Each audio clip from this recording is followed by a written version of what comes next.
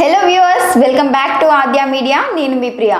ఈరోజు మనతో interesting news discuss చేయడానికి మనతో ఉన్నారు దాసరి విజ్ఞాన్ గారు, సినీ క్రిటిక్. ఆయనతో మాట్లాడదాం. Hi sir. హాయ్. RRR ఎన్టీఆర్కి ఒక సూపర్ డూపర్ హిట్గా నిలిచింది మూవీ. అప్పటి నుండి ఇప్పటి వరకు కూడా ఎక్కడ ఏ పబ్లో అయినా క్లబ్లో అయినా డ్యాన్స్ ఎక్కడ చేసినా సరే నాటు నాటు సాంగ్ వచ్చిందంటే ఆ స్టెప్ ప్రతి ఒక్కరికి కూడా మైండ్లో ఉండిపోయింది అనమాట. ఇప్పుడు అమెరికా పర్యటనలో ఉన్న పిఎం మోడీ గారు కూడా ఈ సాంగ్ గురించి మాట్లాడారు. దాని గురించి అసలు మీరేం చెప్తారు? మోడీ గారు గత కొన్ని రోజుల నుంచి అమెరికా పర్యటనలో ఉన్నారు. వైట్ హౌస్కి పిలిచి బైడెన్ గారి దగ్గర ఉండి విందు ఏర్పాటు చేశారు. అండ్ అలాగే ఆ విందులో మన అంబానీ గారు కూడా వాళ్ళ ఆవిడతో వెళ్ళారు, సుందర్ పిచాయ్ గారు వచ్చారు, కొంతమంది ప్రముఖులు ఉన్నారు. బాగానే జరుగుతుంది.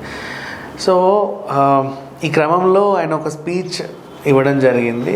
దాంట్లో మాత్రం నిజంగా ఎక్సలెంట్. అంటే మనకి అమెరికన్కి ఉన్న సంబంధాలు బలపడేలాగా ఆయన చాలా ఇంతకు ముందు కూడా మనకి ట్రంప్ ఉన్నప్పుడు H1B1 వీసాలు క్యాన్సిల్ చేయడము అండ్ కొంచెము చాలామంది ఉద్యోగుల్ని తొలగించడం, ఇవన్నీ చాలా చూసాం మనం. సో ఇప్పుడు బైడెన్ గారి సారథ్యంలో ఏమవుతుందంటే ఇట్లాంటివి ఏమి డిఫికల్టీస్ లేవు. ఇండియన్స్ అందరూ అక్కడ చాలా బాగున్నారు. మోస్ట్లీ నిజంగా చెప్పనా అమెరికన్ పాపులేషన్లో ఒక 20-23% ఇండియన్సే ఉన్నారు. చాలామంది మన వాళ్ళు ఎక్కడెక్కడో సెటిల్ అయిపోయి ఉన్నారు. అండ్ సో ఆ రకంగా చూసుకుంటే ఈయన రావడం వాళ్ళందరూ చాలా హ్యాపీ అనిపించింది. అండ్ ఇప్పుడు అక్కడ ఆ స్పీచ్ ఎంత ప్రాధాన్యత సంతరించుకుందంటే అమెరికాకి, మీకు తెలుసా క్రికెట్ టీమ్స్ అమెరికాకి లేవు. వాళ్ళు ఇప్పుడు ఒక కొత్త క్రికెట్ టీం ఫామ్ చేసుకొని ఏదో గెలవాలని ప్రయత్నిస్తున్నారు.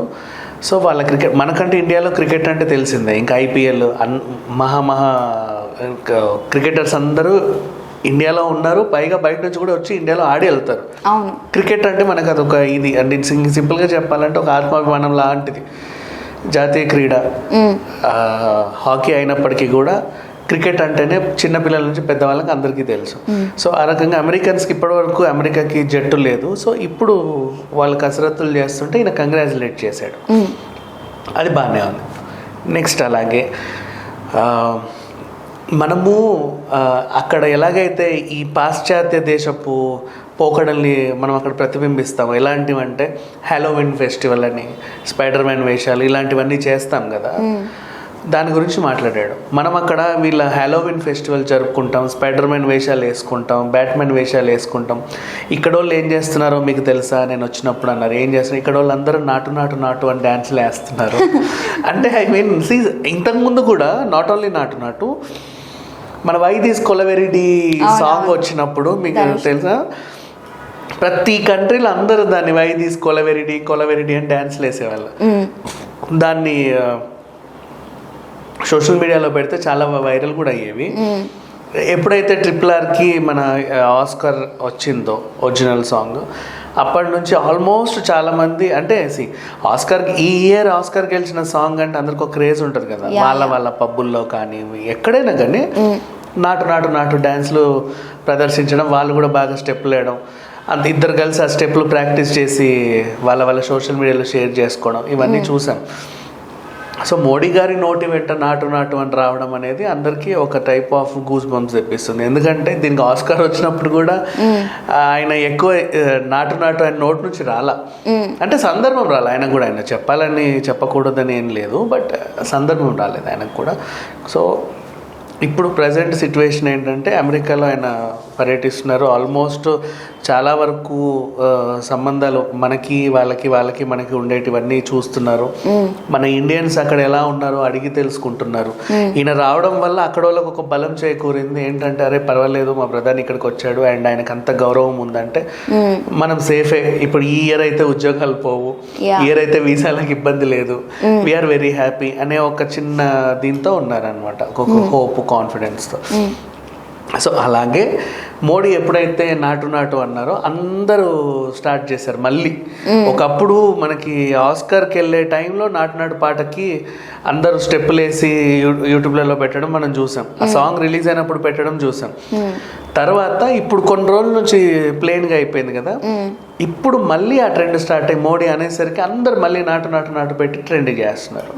సో అంటే చాలా మందికి అర్థం కాల, ఇప్పుడు సోషల్ మీడియాలో వాడే వాళ్ళకి ఎక్కువ న్యూస్ ఫాలో అవ్వని పిల్లలకి తెలియదు ఇదేంటి నాటు మళ్ళీ ట్రెండ్ అవుతుంది అంటే అసలు కారణం ఇదన్నమాట. మోడీ గారు అమెరికాకి వెళ్ళినప్పుడు ఆ స్పీచ్లో చెప్పారు. సో ఈ రకంగా చూసుకుంటే అండ్ ఇంకా నాటు సాంగ్ అయితే అది ఆస్కార్కి వస్తుందని ఎవరూ అనుకోలేదు. ఈవెన్ కీరవాణి గారు కూడా చాలా 10 ఇంటర్వ్యూలలో ఏం చెప్పారంటే నా కెరీర్లో ఇన్ని పాటలు ఉన్నాయి, దాంట్లో ఈ పాటకి ఆస్కార్ వస్తుంది నేను అనుకోలేదు, అంటే దానికి మించిన అర్హత ఉన్న సాంగ్స్ చాలా ఉన్నాయి అని చెప్పి. అండ్ ఇంకా ఈ పాట మీద చాలా విమర్శలు కూడా ఉన్నాయి మన కంట్రీలో. ఇప్పుడు అసలు విషయం చెప్పుకోవాలంటే ఎందుకు ఇంత గొప్పగా మాట్లాడాల్సి వస్తుందంటే, సాంగ్ వచ్చినప్పుడు చాలా మంది విమర్శించారు, ఇంక్లూడింగ్ నాతో సహా కూడా. ఎందుకంటే ఇన్ని పాటలు ఉన్నప్పుడు దీనికి ఇవ్వడం ఏంటి, దాంట్లో ఏముంది అని చెప్పేసి చాలా మంది అన్నారు.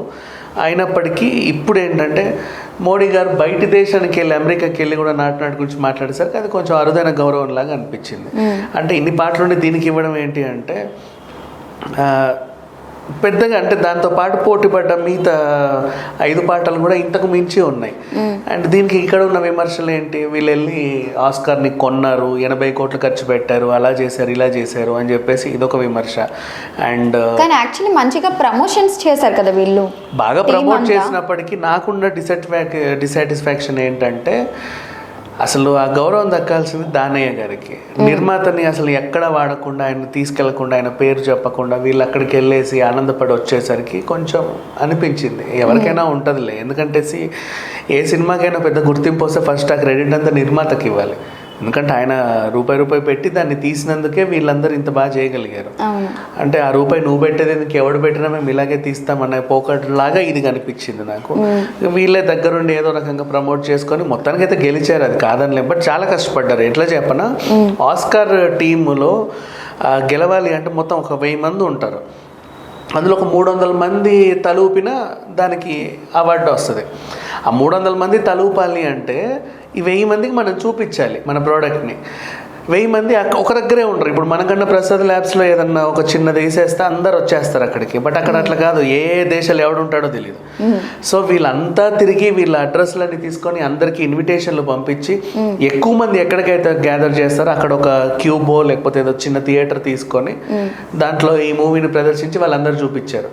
మళ్ళీ వాళ్ళని పంపించారు, మళ్ళీ ఇంకొంత సెట్, మళ్ళీ ఇంకో సెట్, అట్లా అందరికీ చూపించేసి మెప్పించారు. అప్పుడు దీంట్లో వాళ్ళు గెస్ట్ లాగా వచ్చి చూసి మెచ్చారు కాబట్టి వాళ్ళు కూడా అక్కడ ఓట్లు వేశారు. సో ఆ రకంగా దీనికి ఒరిజినల్ సాంగ్ వచ్చింది. అంటే దాని వెనకాల కృషి చాలా కష్టపడ్డారు. ఇప్పుడు అదే జేమ్స్ కెమెరూన్ లాంటి వాళ్ళు కానీ, ఇప్పుడు అవతార్ సినిమా సాంగ్ కూడా ఒరిజినల్ సాంగ్లో పోటీ పడింది, కానీ వాళ్ళు ఏం చేస్తారంటే అంటే ఎక్కువ ప్రమోషన్స్ చేసుకోరు. నేను తీయడమే పెద్ద గొప్ప అనే లెవెల్లో ఉంటారు వాళ్ళు, అంటే పెద్ద డైరెక్టర్స్ కాబట్టి ఏదో రకంగా చూస్తారు అనుకుంటారు, ఎక్కువ మంది చూడాలి. దీన్ని మాత్రం వీళ్ళు దగ్గరుండి ప్రతి ఒక్కరికి గుచ్చి చూపించి ప్రమోట్ చేసేసరికి వాళ్ళకు కూడా నచ్చి లాస్ట్కి అయితే దక్కింది. అండ్ ఎప్పుడైతే వీళ్ళు ప్రత్యేక ప్రదర్శన నాటు పాట అని చెప్పారో అప్పుడే అర్థమైపోయింది దీనికి ఆస్కార్ గ్యారంటీ అని చెప్పేసి. ఎందుకంటే ఆస్కార్ వస్తేనే వాళ్ళు ఏదో ప్రదర్శించారని అనుకోవచ్చు. సో ఆ రకంగా ముందే తెలిసిపోయింది. వచ్చిన తర్వాత కూడా అందరూ హ్యాపీ ఫీల్ అయ్యారు. అండ్ ఇంతకుముందు ఏఆర్ రెహమాన్ గారికి ఆస్కార్ వచ్చినప్పటికి కూడా అది వేరే కంట్రీకి వెళ్ళింది క్రెడిట్ అంతా. మనకు ఫస్ట్ టైం వచ్చేసరికి కొంచెం హ్యాపీ ఫీల్ అయ్యాం. అండ్ అంతకు మించి ఇప్పుడు మోడీ గారు వెళ్ళి వేరే దేశంలో నాటు గురించి మాట్లాడేసరికి పీపుల్ ఆర్ సెలబ్రేటింగ్ అంతే. Anyways we are happy for getting the Oscar award, అంతే. రీజన్ ఏదైనప్పటికీ మనకి అనవసరం. Thank you so much sir. So చూసారు కదా, ఇది ఇవాల్టి ట్రెండింగ్ న్యూస్. మరిన్ని ఇంట్రెస్టింగ్ న్యూస్తో మళ్ళీ మీ ముందుంటుంది ఆద్య మీడియా.